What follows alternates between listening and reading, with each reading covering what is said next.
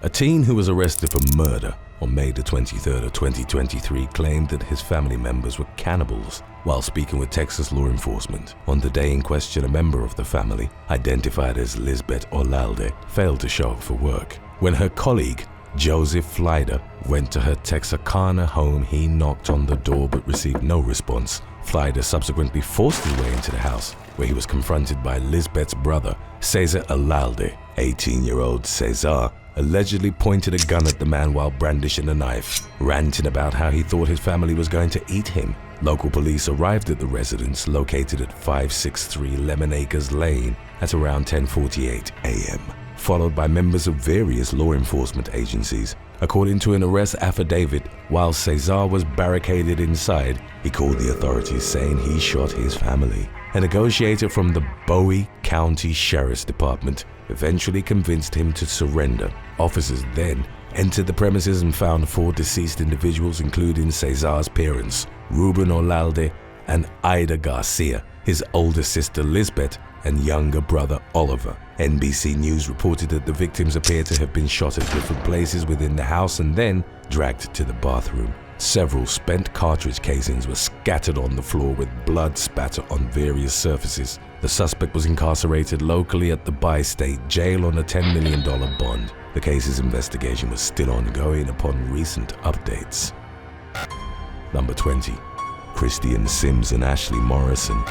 Texas teenager Christian Sims was accused of fatally shooting his grandmother in December of 2014, along with his girlfriend, Ashley Morrison. 66-year-old Annie Lois Sims of Paris, Texas, died from multiple gunshot wounds at her Powderly home. The teen couple stole Annie's car and fled, but were apprehended on December the 18th in Sapulpa, Oklahoma.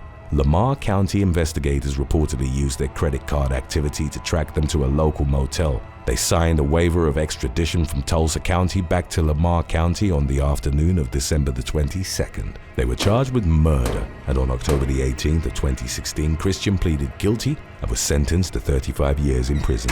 Morrison was convicted in April of 2017 and received a 30-year sentence. However, a mistrial was declared after the county district attorney requested the judge have her court proceedings moved to a different county, as the number of potential jurors to choose from was small and impartiality would thus be hard to ensure. After her conviction was reversed, her case was sent back to court for a new trial. In November of 2018, Morrison pleaded guilty in exchange for a sentence no longer than 30 years. Number 19. Brian Vaughan.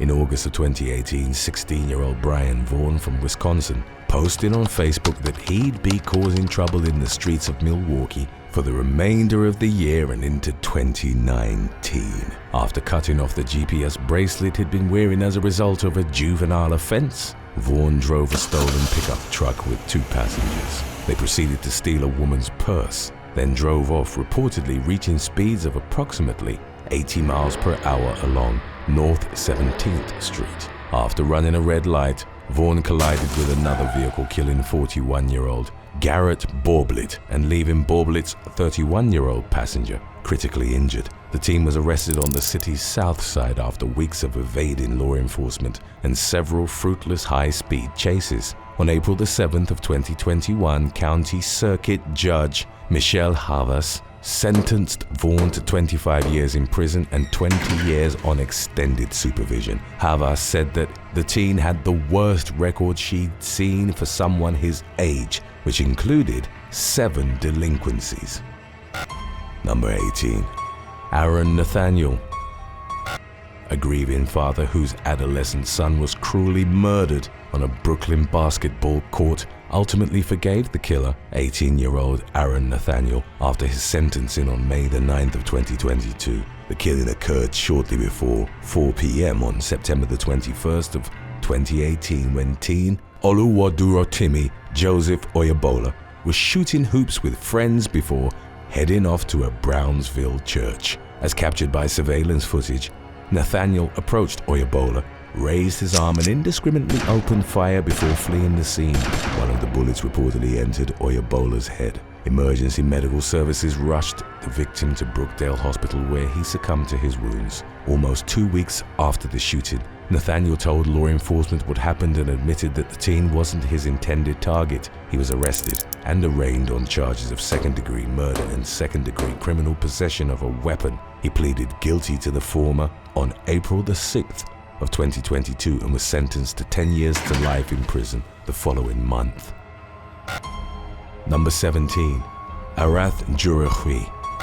A 21-year-old homicide suspect from El Paso, Texas had been on the run for 3 years by the time he was apprehended in October of 2021 while coming back from Mexico. Arath Jurahui appeared on El Paso's weekly list of most wanted fugitives more than 20 times during his time on the lam after allegedly killing 19-year-old Jose Guadalupe Riazola in Horizon City back in 2018. Jurahui, aged 17 at the time, was thought to have fled to Mexico. On April the 14th of 2018, Riazola was discovered dead from multiple gunshot wounds in the Montana Vista Desert, where the Major Crimes Unit found bullets and a memory card that contained pictures of Jurahui. After a week-long investigation, detectives learned through various witnesses that the suspect and the victim were both members of the Bloods gang. Jurahui allegedly targeted Riazola for not displaying proper gang attire, snitching, and not following his instructions in other matters.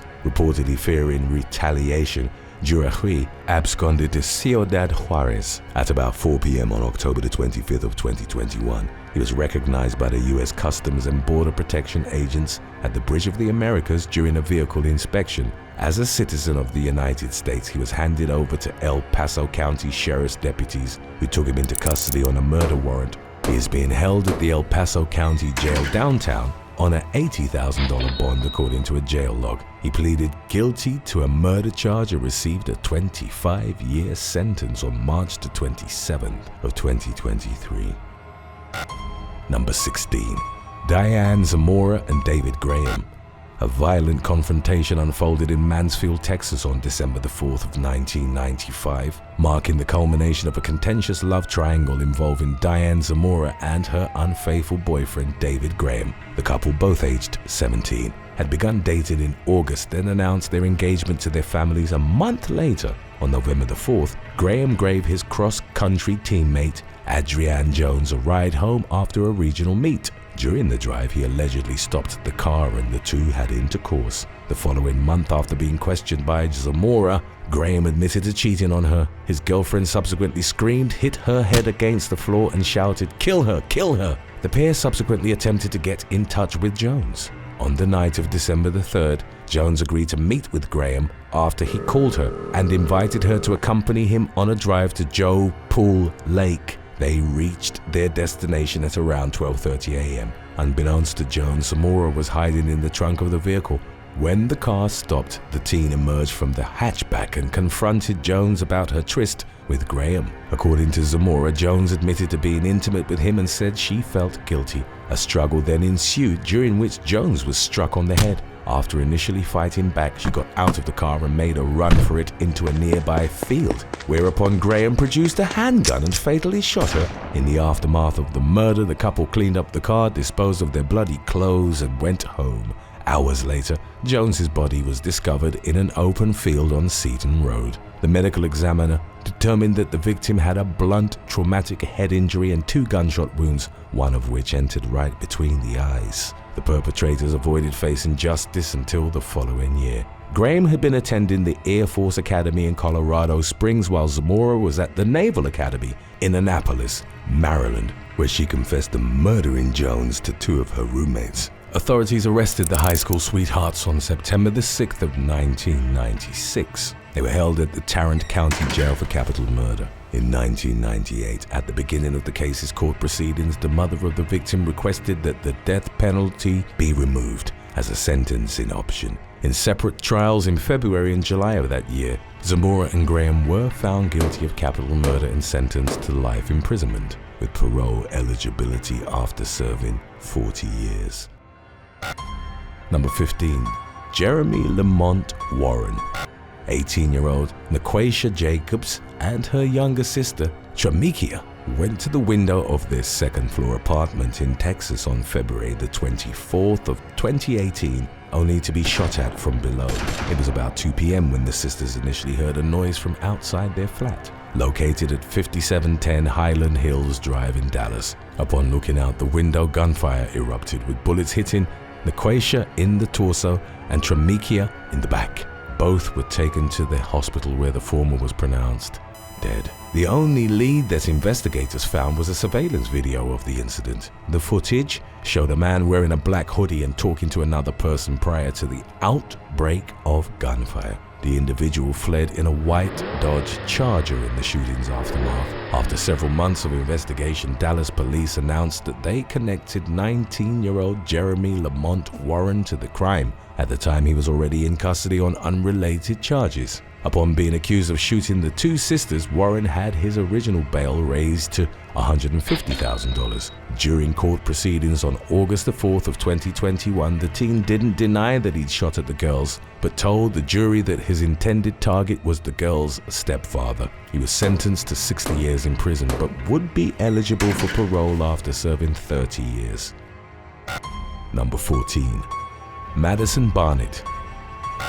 In February of 2023, an Oklahoma woman in her late 70s suffered a violent attack at the hands of a teenage couple. The elderly woman had reportedly been controlling how much time her granddaughter, 18-year-old Madison Barnett, spent with her boyfriend. This angered the 17-year-old boy and set the events that would eventually lead to the attack into motion. On the day of the violence, Barnett and her grandmother were driving the former's boyfriend back home. According to Oklahoma City police, the boyfriend grabbed a rope and attempted to strangle the grandmother twice. The woman blocked the rope by lifting her hands up, at which point her granddaughter punched her in the face, leaving a visible mark on her neck. The victim was able to escape and call 911. Simultaneously, the couple fled to a drainage ditch, where law enforcement later found them. As they were being arrested, the male suspect allegedly threatened the officers, telling them he wanted to strangle them, slit their throats, and cut their heads off. The couple were booked at the Oklahoma County Jail without bail, facing an aggravated assault and battery charge. Additionally, Barnett was facing a charge of poisoning. It was learned through the boyfriend's brother, Antonio Mojica, that the couple had planned to kill the woman on several occasions. In one instance, they put pills in her drink in an attempt to poison her. Mojica said that the whole ordeal was very disturbing and upsetting. Number 13. Joseph Demario Cates. 17-year-old Joseph Demario Cates from North Carolina posed as a cell phone salesman online and lured a 19-year-old to a secluded spot where he shot, robbed, and carjacked him on November the 12th of 2019. The teenager and an accomplice met with the victim at around 1 p.m. near Angier Avenue and Dale Street in Durham City. They held the victim at gunpoint and took his wallet, phone, and vehicle. Cates pistol whipped the man and shot him before driving off with the 2007 Toyota Camry. Upon spotting the stolen vehicle on North Alston Avenue a short time later, officers tried to stop it, but it sped away. After running a red light, Cates crashed the Camry into a patrol car which hadn't been involved in the pursuit. The patrol car spun around and was hit by the Camry a second time. Cates wasn't injured, but the officer in the car he struck was taken to the hospital. The teen suspect was arrested at the scene and was placed behind bars at the Durham County Jail on a $150,000 bond. He was charged with robbery with a dangerous weapon, assault with a deadly weapon with intent to kill, inflicting serious injuries, possession of a stolen motor vehicle, and conspiracy to commit robbery. Cates' accomplice was still at large as of the most recent updates. Number 12. Heavenly Arroyo.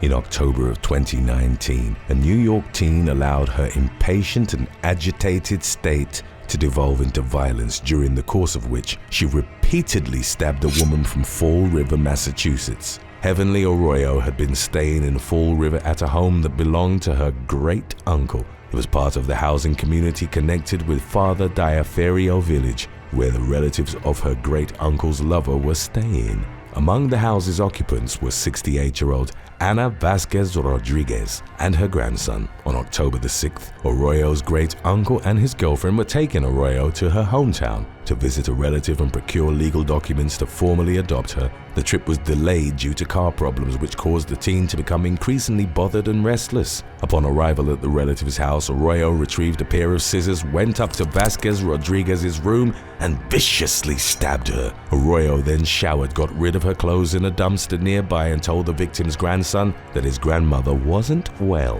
He subsequently went to check on her and immediately called 911 after discovering his grandmother in horrific condition. Authorities responded to the scene at 220 Johnson Street at about 5 p.m., whereupon they found the elderly woman with multiple stab wounds. They rushed her to Charlton Memorial Hospital, where she ultimately died. Initially, Arroyo claimed she was outside with the dog and witnessed a masked man fleeing from the home, but while in custody, she reportedly made a series of inculpatory, spontaneous admissions. Her involvement was later corroborated through surveillance video the local housing authority shared with investigators. In January of 2023, Arroyo, who was 18 at the time, pleaded guilty in Fall River Superior Court and was sentenced to life in prison with the possibility of parole after 19 years.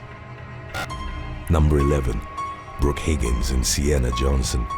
Brooke Higgins of Highlands Ranch, Colorado, plotted with another girl to attack students and teachers at Mountain Vista High School in December of 2015. According to court documents, the 16-year-old spoke to friends about wanting to commit a mass shooting while idolizing Columbine High School shooters Eric Harris and Dylan Klebold. A fellow student, Sienna Johnson, also aged 16, planned the evil scheme with Higgins. They were both held in custody on December the 12th of 2015 on suspicion of conspiring to commit first-degree murder. According to the arrest affidavit, the teens had scheduled the attack for December the 17th, but postponed it to the following month because they reportedly didn't have any weapons. Higgins later admitted to plotting with Johnson, ultimately pleading guilty in adult court as well as in a separate juvenile court case to solicitation to commit first-degree murder. She was sentenced to 3 years in the Division of Youth Corrections on February the 8th of 2017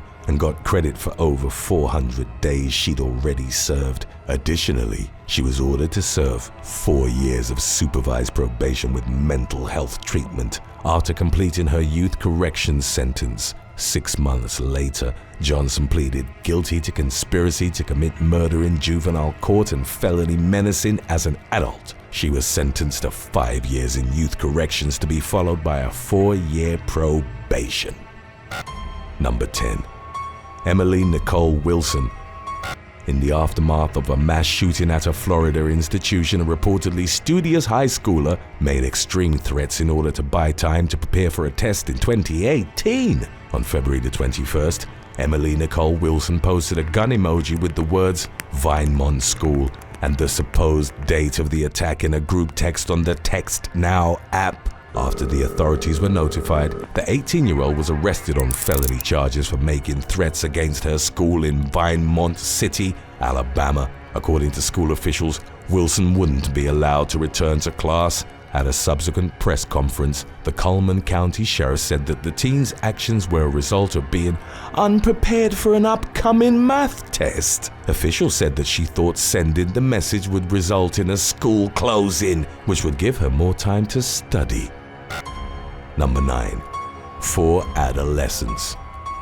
A robbery perpetrated by 4 adolescents on the night of March the 11th of 2022 ended with 41-year-old Michael Craven's death in West Point, Mississippi. Craven was found lying in a ditch along Black Road with 2 gunshot wounds. He was taken to a hospital where he later succumbed to his injuries. 3 juveniles named as William Austin Hill, Grayson Klutz, and Jeremy Klutz Jr. were arrested on May the 4th, as was 19-year-old Emerson Houston. They each reportedly faced a capital murder charge. After their arraignment at the Clay County Justice Court, all but Jeremy were denied bond. The latter was given a conditional bond set at $75,000 that included wearing an ankle monitor as a requirement. In July of 2022, WCBI reported that they were all indicted for capital murder. Houston, because of his age, was facing the possibility of a death sentence. Number 8. Cohen Heath and Emma Kenner. 19-year-old Cohen Heath and Emma Kenner, aged 16, a transgender couple from Colorado Springs, were arrested on murder charges in April of 2020. About 4 months prior, Heath, who had a history of abusing animals, moved in with Emma and her mother, Bridget Kenner. On April the 28th, Bridget got into an argument with Emma, who ended up stabbing her mother twice in the chest. Subsequently, after the 44-year-old succumbed to her wounds, Heath asked permission from Emma to use her mother's body for his own horrendously perverse purposes. He proceeded to rummage through the deceased woman's closet, stealing clothing and jewelry for himself before absconding with his partner. When Bridget didn't show up for work, her colleague contacted law enforcement and requested a welfare check. Police responded to the Banning Lewis Ranch home, where they discovered Bridget's unclothed body in the living room. The woman's remains were covered by a large blanket, and bloody clothes were found in the basement laundry room. Additionally, a kitchen knife with dried blood was recovered from the kitchen. Authorities apprehended the teen suspects at a 7-Eleven store a mile away from the scene of the crime. According to an arrest affidavit, Heath had blood on his hand and was wearing rings and a pink sports bra that belonged to the victim. Both suspects had notable fresh wounds at the time of the arrest as well. They were facing charges of murder, accessory to murder, and tampering with physical evidence. Heath was held in custody at the El Paso County Jail on a $506,000 bond, while Emma was booked into Spring Creek Youth Services. In January of 2022, Emma pleaded guilty to second-degree murder and was sentenced to 40 years in prison. She was imprisoned at the Denver Women's Correctional Facility. During Heath's trial, in March of 2022, his girlfriend testified, laying the brunt of the blame on Heath for the idea of selling her mother's belongings and making off to Texas. In her testimony, she stated that Heath told her to kill her mother if she really wanted to prove that she was a man. Heath pleaded guilty to first-degree murder and received a mandatory life sentence without the possibility of parole. Number 7. Gerald Dowdle.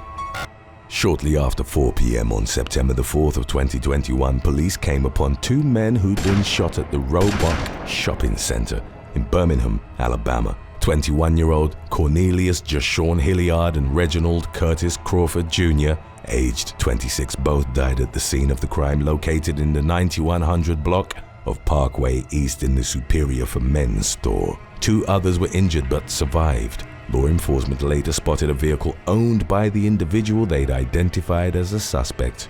After an attempted traffic stop, police were led on a chase, which concluded when the suspect vehicle crashed into a ravine near Tarrant Huffman Road at Linthicum Street. 19-year-old Gerald Dowdle and a 17-year-old passenger were arrested for Hilliard's murder. Both were booked into Jefferson County Jail without bond. According to investigators, the deadly exchange of gunfire resulted from an argument. Crawford's death was investigated, but no charges were filed at the time of the arrest. Number 6. Anthony Oliver. Florida teen Malik Williams was gunned down at around 7 p.m. on November the 20th of 2018. The incident, which took place near his home in the 800 block of Booker Avenue in West Palm Beach, stemmed from a dispute with another man over a stolen gun. It was subsequently determined that the gun was indeed stolen. The owner of the weapon told authorities that days before the murder, a relative's friend showed up at his residence and forcibly took the gun. A week later, 19-year-old Anthony Oliver was arrested for the gun theft. He then told authorities that he and another person had confronted Williams. He denied his involvement in the murder, insisting that he didn't want to kill anyone, so he'd purposefully jammed his gun. In June of 2019, Oliver pleaded guilty to robbery and illegal possession of a firearm and was sentenced to 3 years in prison. He also pleaded guilty to other charges in unrelated cases. It wasn't until almost 2 years later that Oliver was formally accused of the fatal shooting of Williams. He was convicted of second-degree murder and was ordered to remain behind bars without bond. Number 5. Gerald Ramsey.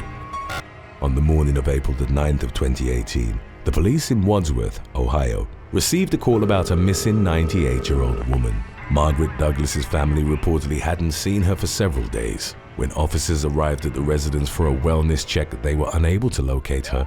Douglas's nephew, Howard Leisure, joined the search effort that evening. Upon checking his aunt's closet, he found the woman's favorite shoes underneath a pile of clothing. He realized that the shoes were attached to human feet, whereupon he discovered his aunt's lifeless body. There were bruises on her head and face. Her clothing was disheveled and torn, and there were visible trauma marks on her neck. Her wallet was missing, so investigators immediately suspected burglary as a potential motive. After the property was searched, the only usable piece of evidence found was a plastic glove, discarded at the back of the house. Subsequently, a burglary took place at a construction site nearby, where a cell phone was recovered. The device led authorities to a juvenile only identified as Zachary. After being brought in for questioning, the latter revealed that the break-in had been plotted by Gerald Ramsey, one of Douglas's neighbors. He added that Ramsey wasn't only responsible for the construction site burglary, but also a string of crimes committed before then. When Ramsey was questioned,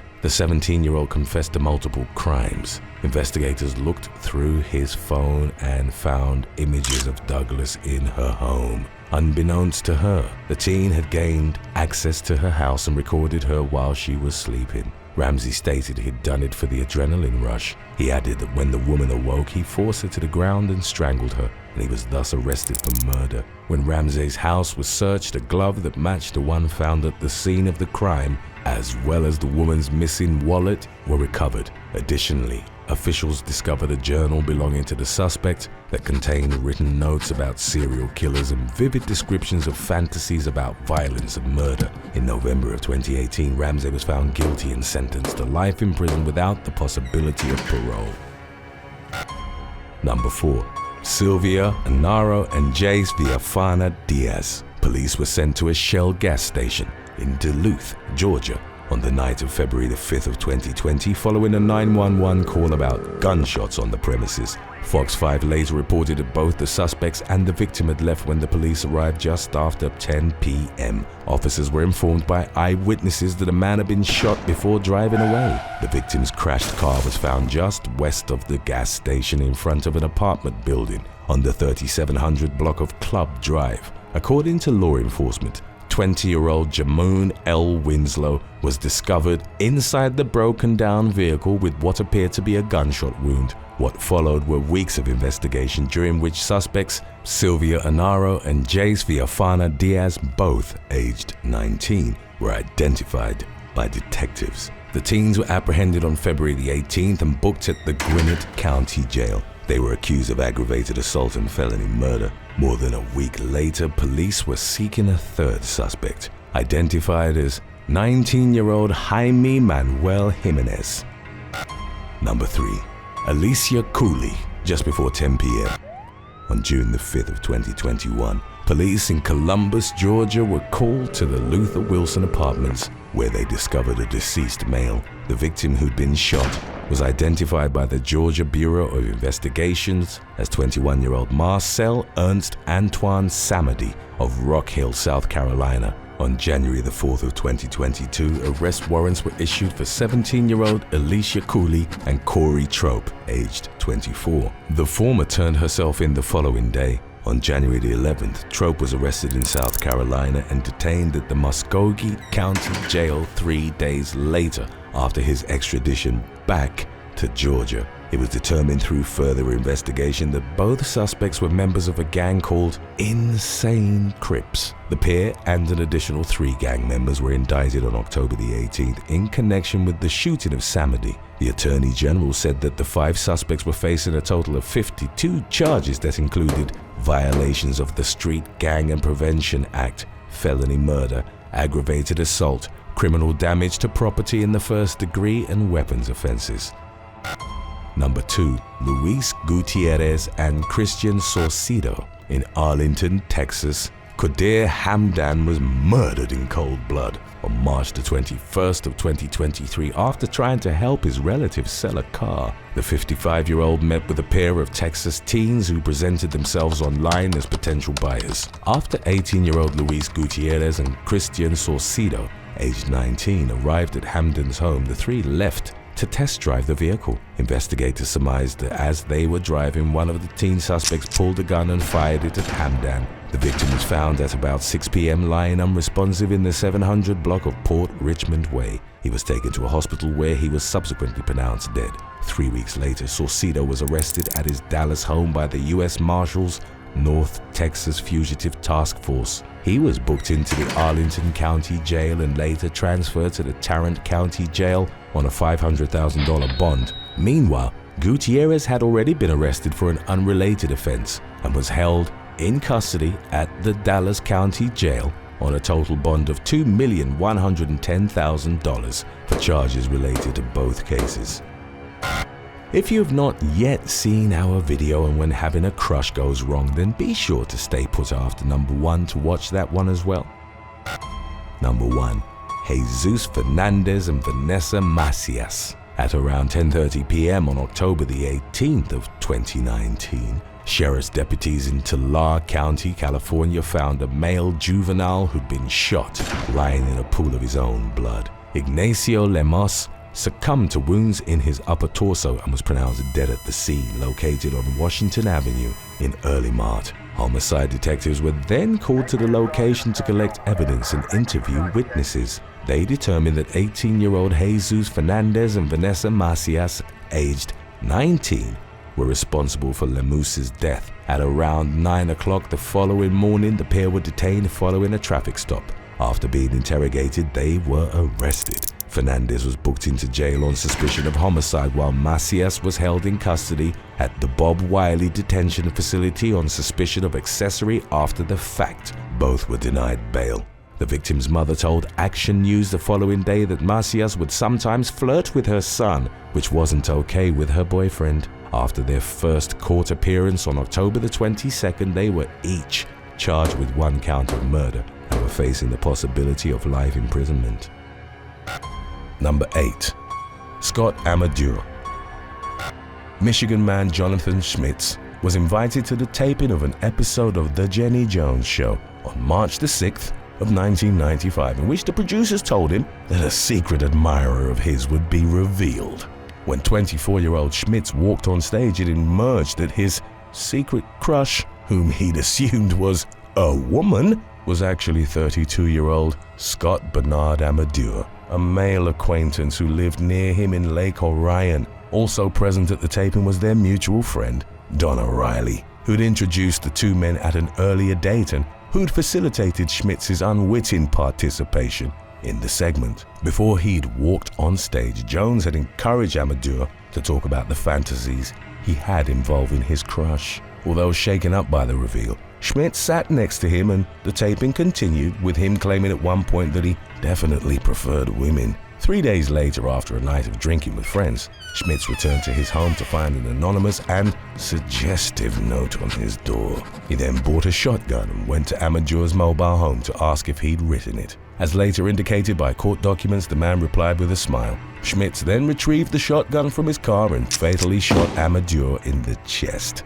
He subsequently called 911 and confessed to the killing, for which he was charged with second-degree murder. The ensuing trial attracted national attention, and Schmitz's legal team noted that he suffered from manic depression while also trying to use the gay panic defense. It argued that his violent actions had been a product of temporary insanity, triggered by the unwanted advances and public humiliation he'd experienced. They criticized the Jenny Jones showrunners for ambushing Schmitz and failing to do a background check that would have revealed his mental health issues. Prosecutors claimed that Schmitz had murdered Amador in cold blood to hide an alleged secret relationship they'd been having, an aspect bolstered by the testimony of one of the victim's friends. A jury ultimately found Schmitz guilty in 1996, and he was sentenced to 25 to 50 years in prison. He was paroled in 2017. Amador's family sued the Jenny Jones Show and its parent companies in the late 1990s. And although they were initially awarded $30 million, the decision was ultimately overturned. Number 7. Nika Nicobene. After 21-year-old Nika Nicobene and an unnamed man had started talking on the dating site Plenty of Fish, they decided to meet in person on March the 5th of 2022. They rented a room at the Sunset Station Hotel and Casino in Henderson, near Las Vegas, Nevada. The pair began having intimate relations, during the course of which Nicobene got on top of her date and blindfolded him prior to turning off the lights. He then heard the woman reach over to the nightstand and within minutes felt a sharp pain in the side of his neck. The man cried out and pushed Nicobene off him. After she'd rapidly fled the room, he called 911 upon realizing that his date had stabbed him in the neck. The man's condition wasn't detailed by the authorities, but a police report did note that he wasn't transported to the hospital. Nicobene, a woman described as being of Iranian descent, was later arrested and carried out the stabbing as revenge for the killing of Iranian General Qasem Soleimani. It led the country's Expeditionary Quds Force of the Islamic Revolutionary Guard Corps prior to being assassinated by a U.S. drone strike. In January of 2020, Nicobene was held on $60,000 bail after being charged with attempted murder, 2 counts of battery, and burglary of a business. As of April 2022, a mental competency evaluation had been ordered to determine if Nicobene was fit to stand trial. Number 6. Janice Tolton Jackson. 29-year-old Janice Tolton Jackson and a friend were at Cliff's Bar and Grill in Pittsburgh, Pennsylvania, in the early hours of January the 22nd of 2016. At some point, a man later identified as 41-year-old Charles McKinney reportedly positioned himself against Tolton Jackson's backside in what was described as an intrusive manner. The woman refused his advances and pushed him away. While they were both outside, he approached her again, but was refused once more. McKinney then brandished a handgun and shot the mother of 3 in the chest. He proceeded to run away with the weapon still in his hand as Tolton Jackson's friend rushed to her side. The woman succumbed to her injuries at the scene. In the aftermath, responding officers pulled over a silver sedan driven by McKinney at high speed. As they approached the vehicle with their weapons drawn, the suspect overheard the dispatch transmission about the shooting and drove off. After a high-speed chase through a residential neighborhood, McKinney was taken into custody. In the ensuing murder trial, his defense would argue that he hadn't meant to shoot Tolton Jackson, whom was described as his friend. They argued that the gun had never been pointed at the woman and that it accidentally discharged when they hugged outside the bar. McKinney was ultimately sentenced to 20 to 40 years in prison under a plea agreement in which he admitted guilt to third-degree murder, gun violations, fleeing and eluding police, reckless endangerment, and resisting arrest. Number 5. Valerie Rosario.